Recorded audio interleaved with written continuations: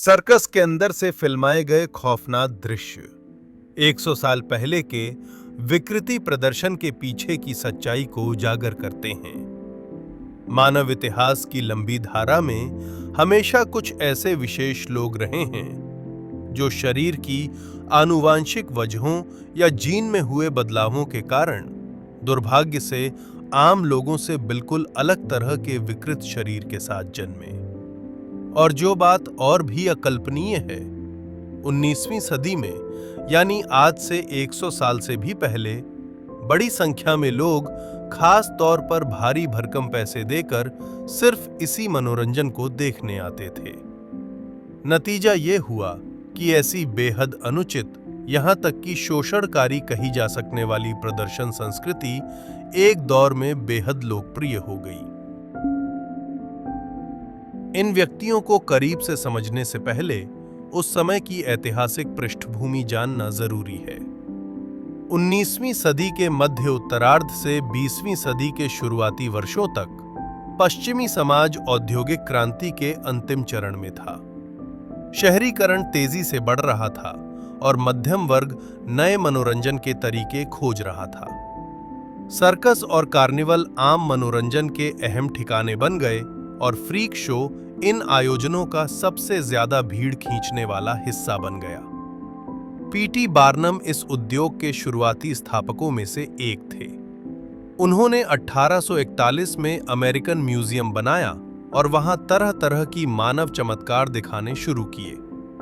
Barnum की सफलता ने एक चलन खड़ा कर दिया और बहुत जल्दी फ्रीक शो अमेरिकी मनोरंजन उद्योग के सबसे मुनाफेदार हिस्सों में शामिल हो गए। ध्यान देने वाली बात यह है कि उस दौर में विज्ञान और चिकित्सा का स्तर सीमित था।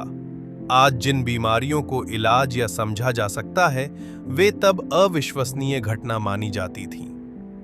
तो आज मेरे साथ चलिए सर्कस के इतिहास में सबसे मशहूर 10 विकृत मानव शरीरों को देखते हैं और ये भी कि जीवन की चुनौतियों के सामने उन्होंने कैसे जिद और हिम्मत के साथ मुकाबला किया।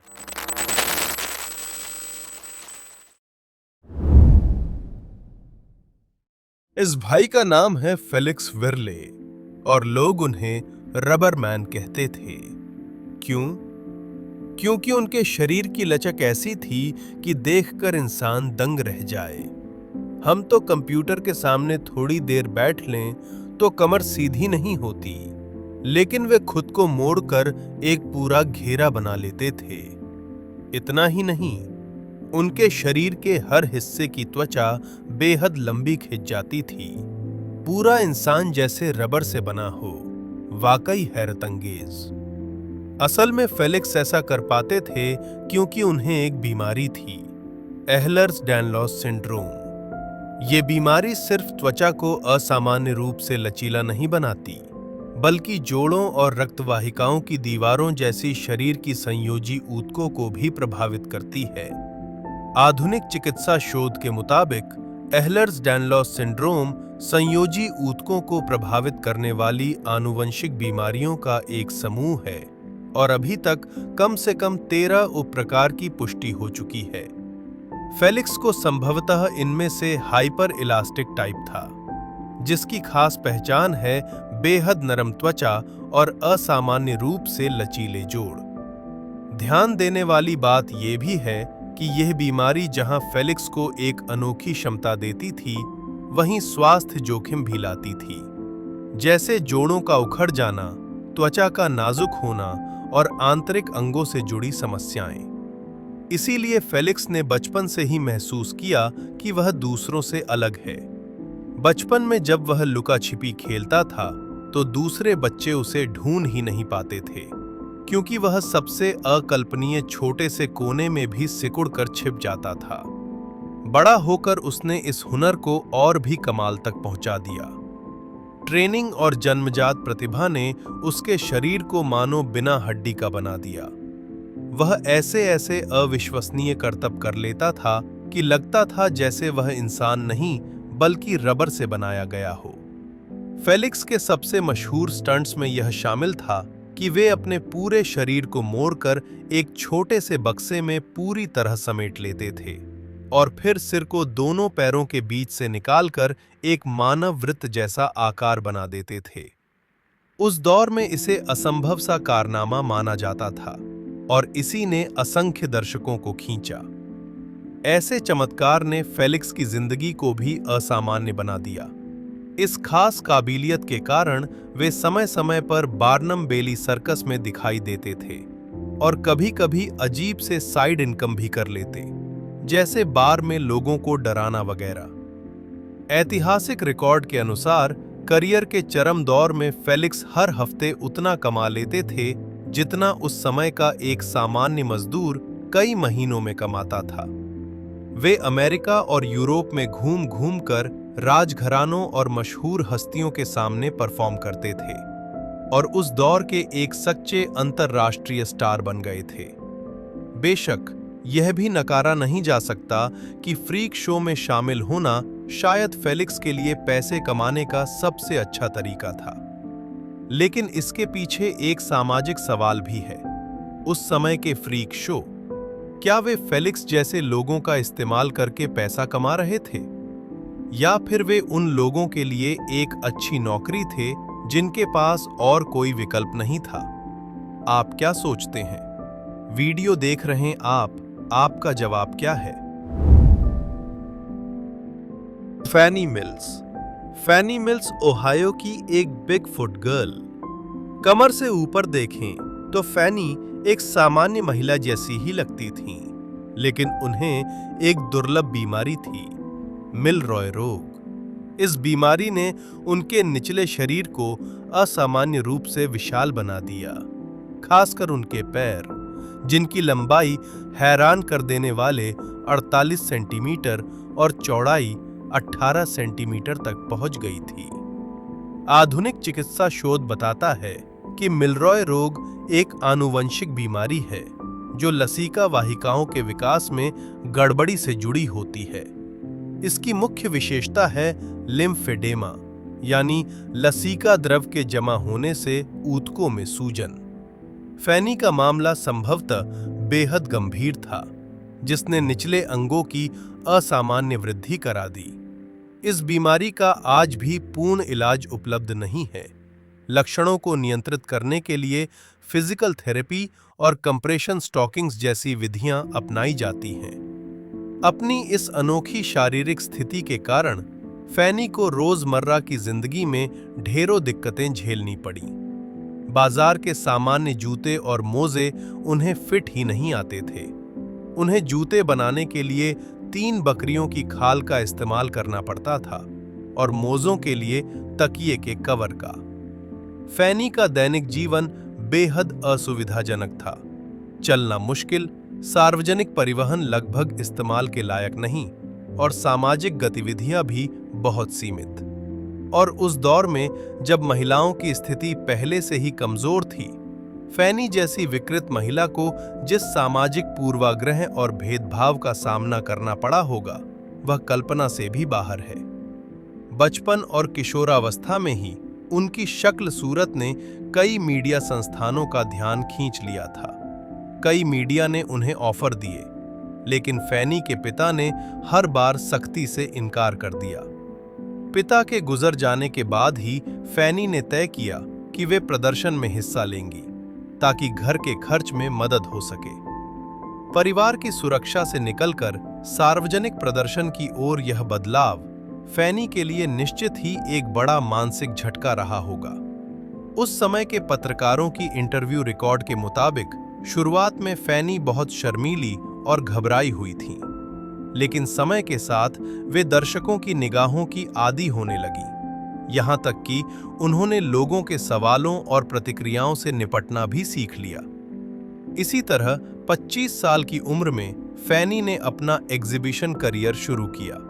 उसके बाद उन्हें धरती पर सबसे बड़े पैर वाली ओहायो की लड़की का टैग लग गया और वे तरह तरह की प्रदर्शनियों में दिखाई देने लगी। एक पत्रकार ने फैनी के पैरों का वर्णन किया, 2 विशाल हैम की तरह। लेकिन उनके करियर के शिखर पर फैनी की साप्ताहिक कमाई $150 तक पहुंच सकती थी, जो आज के हिसाब से लगभग $4000 के बराबर है। उस समय के लिए ये बहुत बड़ी रकम थी, खासकर एक महिला के लिए। उनके प्रदर्शन में आम तौर पर उनकी जीवन कहानी सुनाना, खास तौर पर बनाए गए जूते दिखाना और कभी-कभी यह भी दिखाना शामिल होता था कि वे कैसे चलती हैं और रोजमर्रा के काम कैसे करती हैं। लेकिन यह अच्छा दौर ज्यादा चला नहीं। भले ही फैनी ने ओहायो की बिग फुट गर्ल बनकर थोड़ा पैसा कमाया, पर दुख की बात है कि उनके पास उसे एंजॉय करने का समय बहुत कम था। 1887 में एक बच्चे को जन्म देने के बाद, जो दुर्भाग्य से जीवित नहीं रह सका, फैनी की सेहत तेजी से बिगड़ने लगी। अंत में गंभीर एब्सेस के दर्द के कारण 39 साल की उम्र में उनका निधन हो गया। फैनी की मौत ने लोगों का ध्यान और सहानुभूति दोनों खींचे। कई लोग जो कभी उनका प्रदर्शन देख चुके थे, उनकी अंतिम विदाई में शामिल हुए। कुछ अखबारों ने तो इस किस्मत से जूझने वाली साहसी विशेष महिला के लिए लेख लिखकर श्रद्धांजलि भी दी। बाद में उनकी जीवन कथा चिकित्सा चमत्कारों और मानव असामान्यताओं पर बनी कई पुस्तकों में दर्ज की गई और वे चिकित्सा इतिहास के एक महत्वपूर्ण केस के रूप में देखी जाने लगी। एडवर्ड मॉर्डक की कहानी शायद आज की सूची में सबसे उदास कहानी है। वे ब्रिटेन के कुलीन परिवार से थे, लेकिन जन्म के साथ ही उनके हिस्से एक खास बोझ आया। उनके सिर के पीछे एक और चेहरा था। एडवर्ड का जन्म 1887 में हुआ था। वे इंग्लैंड के डर्बीशायर के एक पुराने कुलीन वंश के उत्तराधिकारी थे। पारिवारिक रिकॉर्ड के मुताबिक गर्भावस्था के दौरान उनकी मां ने एक भयानक भिखारी या आवारा को देखकर डर का तीखा झटका महसूस किया था। उस दौर में लोगों का मानना था कि ऐसी दहशत भ्रूण विकृति का कारण बन सकती है, लेकिन आधुनिक चिकित्सा ने स्पष्ट कर दिया है कि इस तरह के दावे का कोई वैज्ञानिक आधार नहीं है। एडवर्ड खुद तो एक सुंदर साफ सुथरे चेहरे वाले नौजवान थे, लेकिन उनके सिर के पीछे एक युवती का चेहरा उगाया था, जिसके पास अपनी आंखें, नाक और मुंह थे। यह एक अत्यंत दुर्लभ परजीवी सहशीर्ष विकृति थी, यानी एक अधूरा विकसित जुड़वां दूसरे व्यक्ति के शरीर से जुड़ा रह गया। आधुनिक चिकित्सा इसे क्रेनियोपैगस पैरासिटिकस कहती है। यह जन्मजात विकृति इतनी दुर्लभ है कि दुनिया भर में दर्ज मामलों की संख्या लगभग 10 के आसपास बताई जाती है। यह तब होता है जब भ्रूण विकास के शुरुआती चरण में जुड़वां का विभाजन पूरी तरह नहीं हो पाता। मॉर्डक के मामले में दूसरा भ्रूण अधिकांश रूप से विकसित नहीं हुआ और सिर्फ चेहरे की संरचना मुख्य भ्रूण के सिर के पीछे वाले हिस्से से जुड़ी रह गई। रोजमर्रा की जिंदगी में जब मॉर्डक रोते थे तो पीछे वाला चेहरा मुस्कुराता और उपहास जैसी मुस्कान करता। उसके होंठ लगातार कुछ बड़बड़ाते रहते, लेकिन वास्तव में कोई आवाज नहीं निकलती थी। एडवर्ड का दावा था कि उनके शैतानी जुड़वां की आवाज जैसे सिर्फ उन्हें ही सुनाई देती है और वह रात में फुसफुसाता रहता है, जिससे एडवर्ड सो नहीं पाते। एडवर्ड की डायरी के अनुसार, जो आज भी ब्रिटेन के रॉयल मेडिकल कॉलेज म्यूजियम में सुरक्षित रखी गई है, ये फुसफुसाहटें अक्सर बुरे विचार या आदेश जैसी होती थीं, जैसे दूसरों को या खुद को नुकसान पहुंचाने की बातें। इसी वजह से ये अंदाजा भी लगाया गया कि मॉर्डक को स्किज़ोफ्रेनिया हो सकता है। लेकिन कुछ लोग ये भी मानते हैं कि वह परजीवी चेहरा वास्तव में एडवर्ड के मस्तिष्क से किसी तंत्रिका संबंध के जरिए जुड़ा हुआ हो सकता था। एडवर्ड के लिए यह स्थिति सिर्फ शारीरिक तकलीफ नहीं थी, यह एक बेहद भारी मानसिक बोझ भी थी। विक्टोरियन युग के ब्रिटेन में उनका रूप उन्हें समाज के बहिष्कार और भय का लक्ष्य बना देता था। यहाँ तक कि कुलीन वर्ग के दायरे में भी उन्हें बहुत कम सामाजिक निमंत्रण मिलते थे। ज्यादातर समय वे बस अपने परिवार की जागीर में ही बंद से रह जाते। कहा जाता है कि एडवर्ड ने डॉक्टरों से मदद मांगी कि उस डरावने चेहरे को हटा दिया जाए, लेकिन किसी डॉक्टर ने यह ऑपरेशन करने की हिम्मत नहीं की। सबको डर था कि यह एडवर्ड की जान के लिए खतरा बन सकता है। उस दौर में, जब सर्जरी तकनीक अभी भी अपेक्षाकृत कच्ची थी, यह चिंता वाजिब थी। तब न आधुनिक एनेस्थीसिया तकनीक थी, न इमेजिंग जांच, न ही सूक्ष्म सर्जिकल उपकरण। सिर से जुड़ी कोई भी बड़ी सर्जरी अत्यंत खतरनाक होती थी। ऊपर से यदि परजीवी चेहरा एडवर्ड के नर्वस सिस्टम से जटिल रूप से जुड़ा हो तो जोखिम का आकलन और भी कठिन था। आखिरकार 22 साल की उम्र में एडवर्ड ने जहर खाकर अपनी जान खत्म कर ली।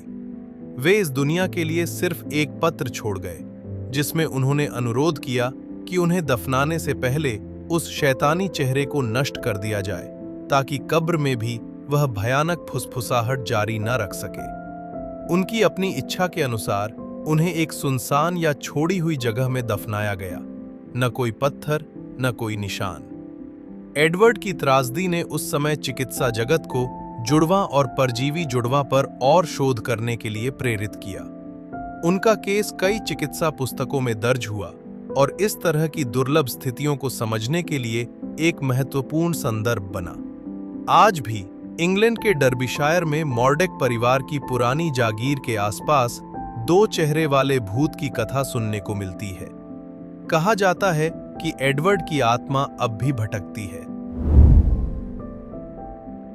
शेरवुड स्ट्रैटन का जन्म 1838 में अमेरिका में हुआ, लेकिन वे अपने मंच नाम जनरल टॉम थंब के नाम से ज्यादा मशहूर हुए। वे एक ऐसे अमेरिकी थे जिन्हें बौनेपन, डार्फिज्म की समस्या थी, और वे सर्कस के अग्रणी बार्नम के सबसे बड़े सितारों में शामिल थे। चार्ल्स का जन्म अमेरिका के कनेक्टिकट राज्य के ब्रिजपोर्ट शहर में हुआ, एक साधारण मजदूर परिवार में। ऐतिहासिक रिकॉर्ड के अनुसार जन्म के समय उनका वजन लगभग 4 किलोग्राम था और वे पूरी तरह सामान्य दिखते थे, लेकिन बहुत जल्दी उनकी वृद्धि रेखा असामान्य हो गई। आधुनिक चिकित्सा का अनुमान है कि चार्ल्स को पिट्यूटरी से जुड़ा विकार हो सकता था, जिसके कारण ग्रोथ हार्मोन पर्याप्त नहीं बनता और शरीर का सामान्य विकास प्रभावित होता है। यह स्थिति सामान्य अकॉन्ड्रोप्लेसिया से अलग मानी जाती है, क्योंकि अकॉन्ड्रोप्लेसिया में अक्सर शरीर का अनुपात असंतुलित हो जाता है। चार्ल्स के माता-पिता सामान्य थे, लेकिन चार्ल्स की शारीरिक वृद्धि 6 महीने की उम्र से ही रुक गई। करीब 5 साल की उम्र तक भी वे 6 महीने की उम्र से सिर्फ 2.5 सेंटीमीटर ही बढ़ पाए थे और वजन भी नहीं बढ़ा। कद के अलावा चार्ल्स पूरी तरह सामान्य और स्वस्थ बच्चा था। उनका शरीर अनुपात में संतुलित था और सभी शारीरिक कार्य सामान्य थे। 19वीं सदी के मध्य में चिकित्सा ज्ञान सीमित था, इसलिए चार्ल्स जैसे मामले असमझ घटना माने जाते थे। तब न ग्रोथ हार्मोन थेरेपी थी, न बौनेपन के लिए कोई खास इलाज योजना। चार्ल्स के परिवार ने उन्हें जितना हो सके सामान्य जीवन देने की कोशिश की, लेकिन उस समय उनके भविष्य के विकल्प बेहद सीमित थे। उस दौर में सर्कस के राजा बार्नम अजीबोगरीब लोगों को इकट्ठा करने के लिए प्रसिद्ध थे। जब बार्नम ने चार्ल्स के बारे में सुना तो उन्होंने तुरंत उसके माता-पिता से संपर्क किया। बार्नम ने उस छोटे कद लेकिन आकर्षक चेहरे वाले बच्चे में संभावना देखी। उन्होंने चार्ल्स को कॉमिक स्किट्स करने को कहा और चार्ल्स बहुत जल्दी अपने शिक्षक से भी आगे निकल गए और उनमें तत्काल अभिनय का हुनर दिखने लगा। 1842 में सिर्फ 4 साल की उम्र में चार्ल्स ने अपने माता-पिता के साथ 4 हफ्तों का कॉन्ट्रैक्ट साइन किया और बार्नम के अभिनेता बन गए। शुरुआत में बार्नम ने प्रचार किया कि वे ब्रिटेन से आए 11 साल के लड़के हैं। बाद में उन्होंने दावा बदलकर उन्हें दुनिया का सबसे छोटा इंसान कहना शुरू किया। यह अतिशयोक्ति बार्नम की क्लासिक मार्केटिंग थी। मकसद था ज्यादा दर्शक खींचना। बार्नम ने उन्हें मंच नाम जनरल टॉम दिया और पूरे अमेरिका में उनके शो करवाए। लोग दूर दूर से सिर्फ इस मिनी आदमी को देखने आते।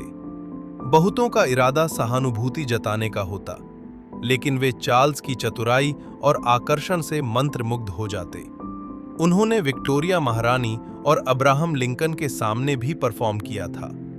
दिलचस्प बात यह है कि चार्ल्स का प्रदर्शन सिर्फ उनकी शारीरिक विशेषता दिखाने तक सीमित नहीं था। उन्होंने गाना, नाचना और तरह तरह के किरदारों की नकल करना सीख लिया, जिसमें नेपोलियन और यूनानी योद्धा जैसे पात्र भी शामिल थे। वे कई वाद्य यंत्रों में निपुण थे, कई भाषाएं बोल सकते थे। इन कौशलों ने उनके शो को वास्तविक कलात्मकता दी और वह साधारण फ्रीक प्रदर्शन से आगे निकल गया। बार्नम चार्ल्स को लेकर कई बार यूरोप भी गए। उन्होंने लंदन, पेरिस और जर्मनी जैसे स्थानों में टूर किए। ब्रिटेन में विक्टोरिया महारानी इस माइक्रो जेंटलमैन से बेहद प्रभावित हुईं और उन्हें 2 बार शाही मुलाकात के लिए बुलाया। इससे चार्ल्स अंतर्राष्ट्रीय सेलिब्रिटी बन गए और मीडिया व जनता उन्हें हर जगह घेरने लगी। बाद में चार्ल्स को सर्कस की एक और बौनी कलाकार लाविनिया वॉरेन से प्यार हो गया। जल्द ही उन्होंने शादी कर ली और यह शादी उस समय की बड़ी खबर बन गई। लाविनिया की लंबाई लगभग 32 इंच थी, यानी करीब 81 सेंटीमीटर, और वह चार्ल्स से थोड़ी लंबी थी। उनकी शादी 1863 में हुई और जबरदस्त सनसनी मच गई। शादी के रिसेप्शन में 10,000 से ज्यादा लोग शामिल हुए।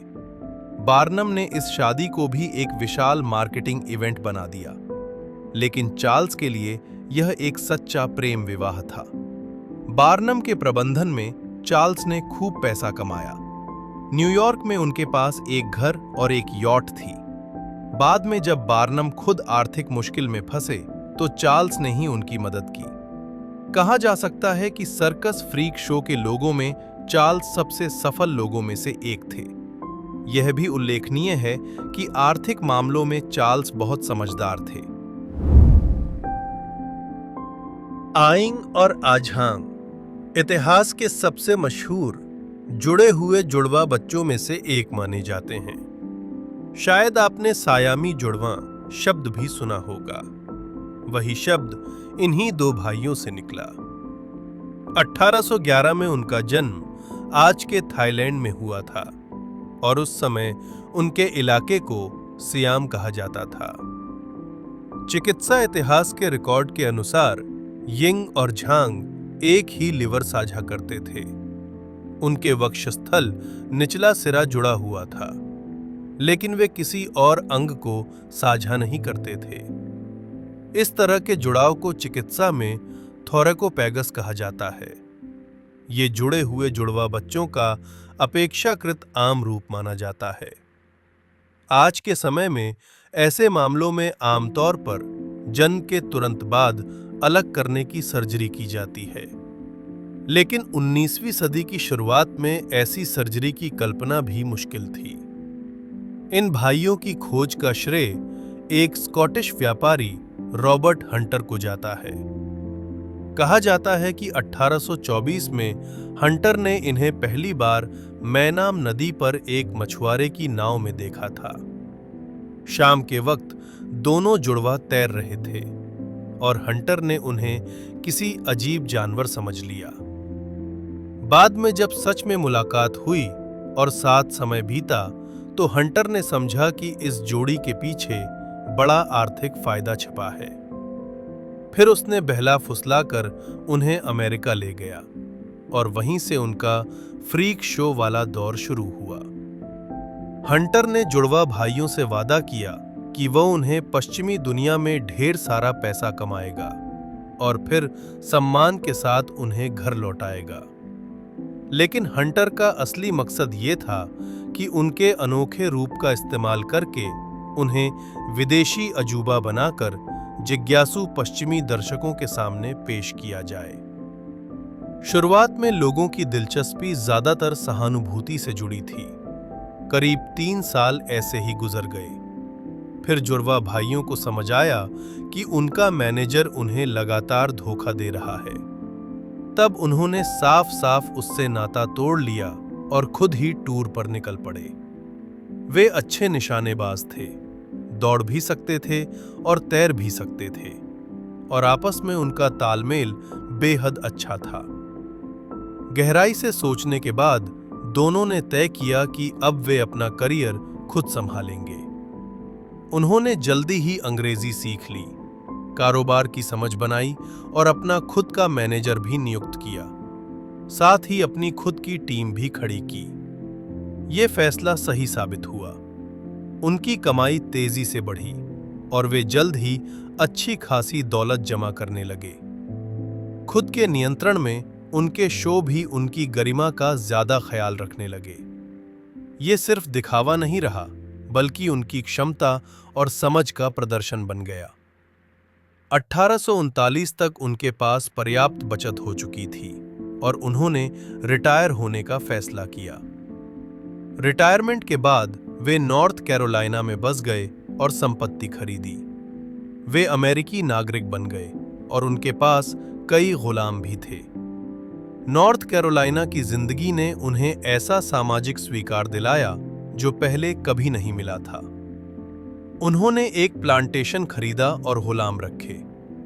उस दौर में अमेरिकी दक्षिणी इलाकों में इसे आम चलन माना जाता था और वे जमींदार जैसी जिंदगी जीने लगे। कारोबार की उन्हें अच्छी समझ थी। उन्होंने जल्दी ही अपनी संपत्ति और कामकाज फैलाया और इलाके के अमीर लोगों में गिने जाने लगे। उन्होंने सर्जरी करके अलग होने पर भी विचार किया, लेकिन ऑपरेशन की सुरक्षा को लेकर चिंता के कारण उन्होंने स्थिति को वैसे ही बनाए रखने का फैसला किया। अंततः दोनों ने अलग अलग शादी की। उन्होंने स्थानीय 2 बहनों से विवाह किया और वे कुल 21 बच्चों के पिता बने। उन्होंने सारा और एडिलेड नाम की बहनों से शादी की। दोनों दंपत्ति एक ही छत के नीचे रहते थे, लेकिन रहने की जगहें अलग अलग तय की गई थीं। कई चुनौतियों के बावजूद दोनों परिवारों ने साथ रहने का एक जटिल लेकिन काम करने वाला तरीका विकसित कर लिया। यिंग और झांग की पत्नियों को शुरुआत में इस जुड़ी हुई स्थिति की आदत नहीं थी, लेकिन समय के साथ उन्होंने एक स्थिर पारिवारिक रिश्ता बना लिया। दिलचस्प बात यह है कि यिंग और झांग के परिवार अलग-अलग घरों में रहते थे और वे लगभग हर 3 दिन में बारी बदल लेते थे। ये जीवन शैली स्वाभाविक रूप से कई अनोखी चुनौतियां लेकर आती थी, लेकिन दोनों परिवारों ने एक दूसरे के प्रति सम्मान और समझ के जरिए सफलतापूर्वक एक सामंजस्यपूर्ण रिश्ता बनाए रखा। दोनों दंपतियों के कई बच्चे हुए, जिनमें से अधिकांश स्वस्थ एकल बच्चे थे और उनमें किसी तरह की जुड़ाव वाली स्थिति विरासत में नहीं आई। अंततः कई जुड़े हुए जुड़वा मामलों की तरह यिंग और झांग भी लगभग 2.5 मॉर्टल कॉर्बिन नाम की इस लड़की को 4 पैरों वाली लड़की के नाम से भी जाना गया। 1868 में उसका जन्म टेनेसी में हुआ था और जन्म से ही उसमें एक दुर्लभ भ्रूणीय असामान्यता थी। सिर से लेकर नाभि तक उसका शरीर सामान्य रूप से विकसित था, लेकिन उसके नीचे शरीर 2 पेल्विस और 4 निचले अंगों में बटा हुआ था। आधुनिक चिकित्सा की भाषा में मॉर्टल की स्थिति को अपूर्ण जुड़वापन या पैरासाइटिक ट्विन के एक विशेष रूप के तौर पर देखा जाता है। ये तब होता है जब भ्रूण की शुरुआती विभाजन प्रक्रिया पूरी तरह नहीं हो पाती और एक मुख्य भ्रूण के साथ दूसरे भ्रूण का अधूरा हिस्सा जुड़ा रह जाता है। मॉर्टल के मामले में दूसरे भ्रूण का सिर्फ निचला हिस्सा विकसित हुआ था और वो मुख्य शरीर से जुड़ा हुआ था। इतना ही नहीं, उसके पास 2 सेट जननांग थे, जिनमें 2 गर्भाशय भी शामिल थे। ऐसा लगता है कि उसके पास 2 स्वतंत्र आंतों की प्रणालियां भी हो सकती थीं। इसलिए ये संभव बताया जाता है कि एक तरफ दस्त हो और दूसरी तरफ कब्ज हो। ये जटिल आंतरिक संरचना मॉर्टल को चिकित्सा शोध के लिए एक महत्वपूर्ण केस बनाती है। कई प्रसिद्ध डॉक्टरों ने उसे देखने और उसका रिकॉर्ड बनाने के लिए दौरा किया और उनके शोध नोट्स उस समय की मेडिकल जर्नल्स में दर्ज किए गए। 13 साल की उम्र में मॉर्टल बार्नम सर्कस में शामिल हुई और उसका टूरिंग करियर शुरू हुआ। उसके शो में शुरुआत में दर्शक अक्सर समझ ही नहीं पाते थे कि उसमें खास क्या है। कमर के नीचे असामान्य रूप से बड़ा आकार और दाहिने पांव की विकृति को छोड़ दें तो वो एक नरम चेहरे वाली सुंदर लड़की लगती थी, लेकिन जैसे ही वो अपनी स्कर्ट उठाती, पूरी भीड़ सन्न रह जाती। मॉर्टल का प्रदर्शन आमतौर पर ये दिखाने पर आधारित होता था कि वो अपने चारों पैरों की गतिविधि को कैसे नियंत्रित कर सकती है। भले ही चलने के लिए वो वास्तव में अपने दो मुख्य पैरों का ही इस्तेमाल करती थी, लेकिन वो चारों पैरों को हिला सकती थी, और यही बात लोगों को दंग कर देती। उसके शो को शालीन भी और चमत्कारी भी कहा गया, क्योंकि वो अपनी अलग बनावट को गरिमा और आत्मविश्वास के साथ पेश करती थी। बार्नम ने उसके लिए एक रोमांटिक बैक स्टोरी भी गढ़ दी और दावा किया कि वो जॉर्जिया देश की राजकुमारी है। इससे उसके प्रदर्शन के आसपास रहस्य और बढ़ गया। हालांकि ये पूरी तरह काल्पनिक था, लेकिन इस मार्केटिंग ने उसे सिर्फ विकृति प्रदर्श नहीं रहने दिया, बल्कि एक उच्च कुल की दुर्भाग्यशाली छवि में ढाल दिया। 19 साल की उम्र में मॉर्टल ने शादी की। 1 साल बाद डॉक्टरों ने पाया कि उसके बाईं तरफ का गर्भाशय गर्भवती था और वो मामला गर्भपात पर खत्म हुआ। इसी अनुभव ने उसमें ये इच्छा भी जगाई कि वो अभिनय शोबिस की दुनिया से हटकर घर परिवार की तरफ लौटे। मॉर्टल ने क्लिंटन बिकनल नाम के एक डॉक्टर से शादी की, जो पहले उसकी परफॉर्मेंस टीम का हिस्सा रह चुका था। इस शादी ने जनता में भारी जिज्ञासा पैदा की। कई लोगों को शक था कि एक सामान्य पुरुष किसी विकृत महिला से शादी कैसे कर सकता है, लेकिन उपलब्ध रिकॉर्ड के अनुसार ये एक सच्ची प्रेम विवाह की कहानी थी, जिसमें दोनों के बीच गहरा सम्मान और समझ थी। आखिरकार रिटायर होने के बाद मॉर्टल ने 4 स्वस्थ बच्चों को जन्म दिया, और बाद में दूसरे सर्कसों ने उसकी सफलता की नकल करके वैसा ही प्रदर्शन करने की कोशिश की, लेकिन उन्हें कभी भी उसके जैसी बहुअंगों वाली महिला नहीं मिली। भले ही उस पर फ्रीक का टैग लगा रहा, मॉर्टल ने फिर भी एक सामान्य जीवन जिया, और लगभग 60 साल की उम्र के आसपास शांति से उसकी मृत्यु हुई। मॉर्टल की कहानी ये साबित करती है कि सबसे असामान्य शारीरिक परिस्थितियों में भी लोग समृद्ध और अर्थपूर्ण जीवन जी सकते हैं। उसने अपनी विकृति को एक ताकत में बदला। उससे न सिर्फ आर्थिक स्वतंत्रता मिली, बल्कि एक सुखी परिवार भी बना। उसकी मृत्यु के बाद चिकित्सा जगत ने उसके केस पर व्यापक अध्ययन किया, जिससे ऐसे दुर्लभ मामलों को समझने के लिए मूल्यवान सामग्री मिली। आज उसकी कहानी को अक्सर शुरुआती दिव्यांग अधिकारों के एक उदाहरण की तरह भी पेश किया जाता है, ये दिखाने के लिए कि इंसानी आत्मा शरीर की सीमाओं से आगे जा सकती है। जब स्टीफन बिब्रोव्स्की की बात आती है, तो शायद आप उन्हें उनके मंच नाम लायोनल से ज्यादा जानते होंगे, यानी लोगों की नजर में शेर मुख वाला व्यक्ति। स्टीफन का जन्म 1890 में यूरोप में हुआ था। उनके पूरे शरीर पर लगभग 2.5 सेंटीमीटर लंबे बाल उगे हुए थे, जिससे वह बिल्कुल एक शेर जैसे दिखाई देते थे।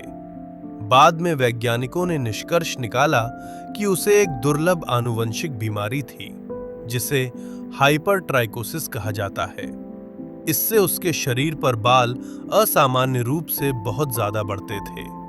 उसकी मां बेनेडेटा अंधविश्वासी थी और मानती थी कि स्टीफन ऐसा इसलिए हुआ क्योंकि गर्भावस्था के दौरान उसने अपने पति पर शेर के हमले का पूरा दृश्य देखा था, और इसी वजह से वह स्टीफन से घृणा करने लगी।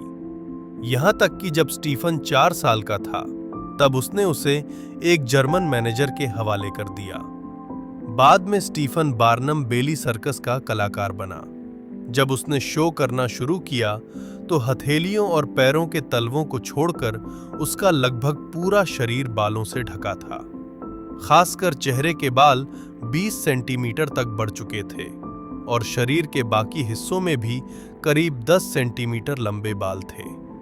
परफॉर्मेंस के दौरान स्टीफन सिर्फ अपनी बेहतरीन जिम्नास्टिक क्षमता नहीं दिखाता था, बल्कि दर्शकों से नरमी से बात भी करता था। उसके अंदर जंगलीपन और कोमलता दोनों का मेल एक साथ दिखाई देता था। असल में स्टीफन सिर्फ दिखने में अलग नहीं था, वह बेहद बुद्धिमान भी था और 5 भाषाएं बोलता था। एक अफवाह यह भी है कि वह अपनी जन्मजात विकलांगता से मिले अवसर को बहुत महत्व देता था। उसका सपना दंत चिकित्सक बनने का था, लेकिन उसने अंत में फ्रीक शो में काम करना चुना, क्योंकि उसे लगता था कि इससे ज्यादा आर्थिक फायदा होगा। यह जीवन 1920 के दशक के अंत तक चलता रहा। फिर स्टीफन ने अपने शोबिज करियर से रिटायरमेंट लिया और वापस जर्मनी चला गया। बाद में 1932 में बर्लिन में दिल की बीमारी से उसकी मृत्यु हो गई और उसकी उम्र 41 साल थी।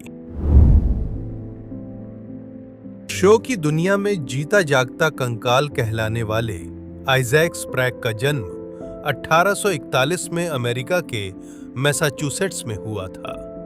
शुरुआत में उसका बचपन आम बच्चों जैसा ही था, लेकिन 12 साल की उम्र में एक बार तैरने के बाद उसे अस्वस्थ महसूस होने लगा और वहीं से उसका शरीर लगातार वापस न लौट पाने वाली तरह से सूखता चला गया। भले ही उसकी भूख अच्छी थी, उसका वजन लगातार गिरता रहा। इतिहासकारों के वर्णन के अनुसार उसकी हालत अत्यंत धीरे धीरे बढ़ने वाली मांसपेशियों के क्षय जैसी थी। 18 साल की उम्र तक जाकर उसका वजन आखिर स्थिर हुआ, लेकिन सिर्फ 19 किलोग्राम पर। आधुनिक चिकित्सा के नजरिए से उसके लक्षण कई बीमारियों से मेल खाते हैं। सबसे संभावित निदान में मस्कुलर डिस्ट्रॉफी ALS या प्रोग्रेसिव मस्कुलर एट्रोफी शामिल बताए जाते हैं। कुछ शोधकर्ता यह भी अनुमान लगाते हैं कि उसे गंभीर हार्मोनल असंतुलन या ऑटो इम्यून बीमारी हो सकती थी, जैसे हाइपरथायरॉयडिज्म के साथ मांसपेशियों का क्षय। दुर्भाग्य से 19वीं सदी के मध्य में इन बीमारियों का सही निदान ही संभव नहीं था। इलाज तो दूर की बात थी। बड़े होने पर आइजैक ने कई तरह के काम किए, जैसे पिता के साथ जूते मरम्मत करना या किराना दुकान में क्लर्क बनना। लेकिन उसकी बीमारी ऐसी थी कि वह किसी एक पेशे में टिक ही नहीं पाया। सब कुछ 1865 में बदल गया। आइजैक को सर्कस के फ्रीक शो में काम करने का निमंत्रण मिला और वहीं से उसे जीता जागता कंकाल कहा जाने लगा। उस समय अमेरिकन म्यूजियम के फ्रीक शो में उसे हफ्ते के $80 मिलते थे और उस दौर के $80 आज के करीब $1320 के बराबर थे।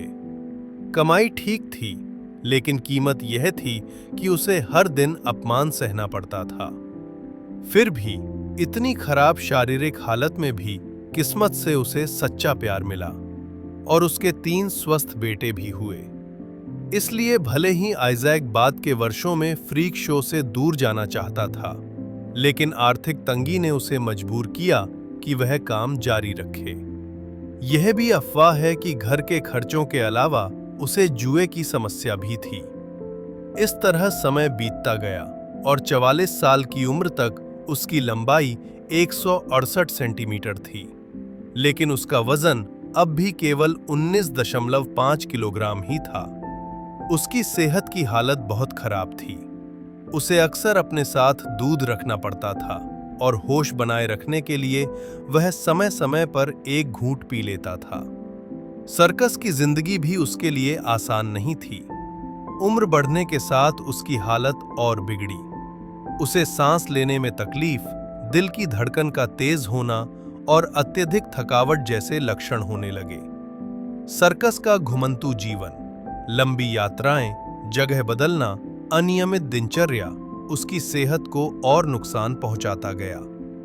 आइजैक के समय के दूसरे कलाकारों की यादों के अनुसार जीवन के आखिरी कुछ वर्षों में उसे कपड़े पहनने, खाने और बुनियादी कामों के लिए भी सहायक की जरूरत पड़ती थी। दर्द और बेचैनी नियंत्रित करने के लिए वह दवाओं पर ज्यादा निर्भर होने लगा और उस समय ये दवाएं मुख्यतः अफीम आधारित तैयारियां होती थीं, जिससे लत की समस्या भी पैदा हो सकती थी। उसके परिवार के अनुसार उसकी जिंदगी के आखिरी 3 साल बेहद गरीबी में गुजरे और उसके पास कोई आमदनी नहीं थी। 5 जनवरी 1887 को इलिनॉइस में दम घुटने से आइजैक की मृत्यु हो गई। सूजी का असली नाम शार्लोट था, लेकिन लोग उसे हाथी लड़की कहते थे। उसका जन्म 1909 में बर्लिन के पश्चिमी हिस्से में हुआ था। बचपन से ही उसे इक्थियोसिस नाम की त्वचा की बीमारी थी। इस बीमारी में त्वचा मोटी हो जाती है, रंग धूसर पड़ जाता है और परतें झड़ने लगती हैं। दिखने में वो हाथी की त्वचा जैसी लग सकती है। क्योंकि बैक्टीरिया त्वचा की दरारों में घुस सकते थे, सूजी की त्वचा की हालत के कारण उसे अक्सर संक्रमण हो जाता था। इसके अलावा इसी वजह से उसे अपने हमउम्र बच्चों की हंसी और बहिष्कार भी झेलना पड़ा। गर्मियों में जब दूसरे बच्चे पानी में खेलते तो वो अपने हाथों पर बर्फ के टुकड़े रखकर शरीर ठंडा करती थी, क्योंकि उसकी हालत उसे पसीना आने नहीं देती थी। जब दूसरे बच्चे उसकी ओर उंगली करके हंसते तो वो रोती नहीं थी, इसलिए नहीं कि वो बहुत मजबूत थी, बल्कि इसलिए कि उसका शरीर वैसा कर ही नहीं पाता था। उसकी रोजमर्रा की तकलीफ को कम करने के लिए सूजी के माता-पिता हर दिन उसके शरीर पर बहुत सारा तेल और मॉइस्चराइजर लगाते थे। वे हर रात उसके चेहरे की परतदार त्वचा को भी धीरे धीरे उतारते थे, जिससे उसकी त्वचा थोड़ी नरम हो जाती थी।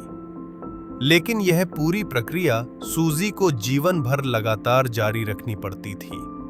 हालांकि उसे खुद यह पसंद नहीं था, लेकिन उसकी हालत की वजह से उसे 1920 के दशक में कुछ फ्रीक शो में हिस्सा लेने का मौका मिला। वो काफी शर्मीली थी और खुद को दिखाने में हिचकिचाती थी, फिर भी अपने करियर में उसने बड़ी सफलता हासिल की और बहुत पैसा कमाया। वो उस दौर की इंडस्ट्री में सबसे शीर्ष माने जाने वाले रिंगलिंग ब्रदर्स सर्कस में भी काम पाने में सफल रही।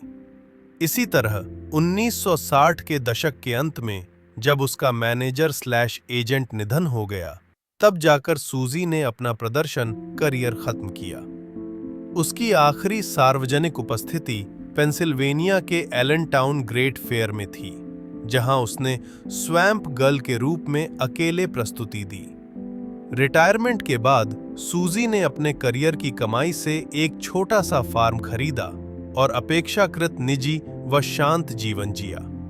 1970 के दशक में सूजी की शांतिपूर्वक मृत्यु हुई और उसकी उम्र लगभग 65 साल बताई जाती है। उसकी सेहत को देखते हुए ये काफी लंबी उम्र थी। बाद में उसकी जीवनी कई मेडिकल हिस्ट्री और सर्कस कल्चर से जुड़ी किताबों में दर्ज की गई और यह मानव प्रदर्शन इतिहास व विशेष समूहों की सामाजिक स्वीकार्यता पर अध्ययन के लिए एक अहम संदर्भ बन गई। टुलिन रैंडियन को सांप आदमी भी कहा जाता था। 1871 में उसका जन्म ब्रिटिश गुयाना में हुआ और उसकी लंबाई लगभग 91 सेंटीमीटर थी। रैंडियन को टेट्रा अमेलिया सिंड्रोम नाम की जन्मजात अवस्था थी। ये एक आनुवंशिक बीमारी है जिसमें व्यक्ति जन्म से ही चारों अंगों के बिना पैदा होता है। इस तरह की शारीरिक बनावट ने उसकी जिंदगी को शुरुआत से ही चुनौतीपूर्ण बना दिया। उसकी बाहें कंधों के पास छोटे उभार जैसी दिखती थीं और पैर लगभग मौजूद ही नहीं थे। फिर भी विकलांगता के बावजूद रैंडियन ने अपेक्षाकृत सामान्य जीवन जिया। उसने खुद ही लगभग सभी जरूरी कौशल सीख लिए और यही बात बार्नम को पहली बार उसे देखकर बेहद चौंका गई। 1889 में बार्नम उसे अमेरिका ले आया। इसके बाद के पूरे 45 साल तक वह कोनी आइलैंड के कार्निवल और सर्कस का एक लोकप्रिय आकर्षण बना रहा। उसके प्रदर्शन का चरम अक्सर ये होता था कि वह सिर्फ अपने मुंह से सिगरेट लपेटता और फिर उसे सफलतापूर्वक जला देता। इसके अलावा रैंडियन केवल मुंह से चित्र बना सकता था, दाढ़ी कर सकता था और लिख सकता था। वह अंग्रेजी, फ्रेंच और जर्मन भी धारा प्रवाह बोलता था। इन कौशलों के दम पर उसने कुछ फिल्मों में भी काम किया, जिनमें 1932 की क्लासिक फिल्म फ्रीक्स भी शामिल है। ये तय नहीं है कि वह फिल्म आज भी आसानी से देखी जा सकती है या नहीं, लेकिन उस दौर में रैंडियन ने दुनिया भर के दर्शकों के मन में गहरी छाप जरूर छोड़ी। उसका अस्तित्व उस समय समाज में फ्रीक को लेकर बनी रूढ़ धारणाओं को चुनौती देता था। परफॉर्मेंस की दुनिया में मिली उसकी बड़ी सफलता ने उसे अंततः एक अमीर व्यक्ति के रूप में सर्कस से रिटायर होने का मौका दिया। फिर उसने न्यू जर्सी के एक फार्म में शांत जीवन बिताया और दुनिया को एक दंत कथा छोड़ गया। ठीक है, आज के वीडियो का पूरा कंटेंट बस इतना ही। आज जिन 10 सर्कस संबंधित असामान्य शरीरों की बातें हुईं, उनमें से कौन सा आपको सबसे ज्यादा याद रह गया? कमेंट में जरूर बताइए। अगर आपको यह वीडियो पसंद आया तो लाइक करें, सब्सक्राइब करें और अपने दोस्तों के साथ शेयर भी करें। देखने के लिए धन्यवाद। हम अगले वीडियो में फिर मिलेंगे।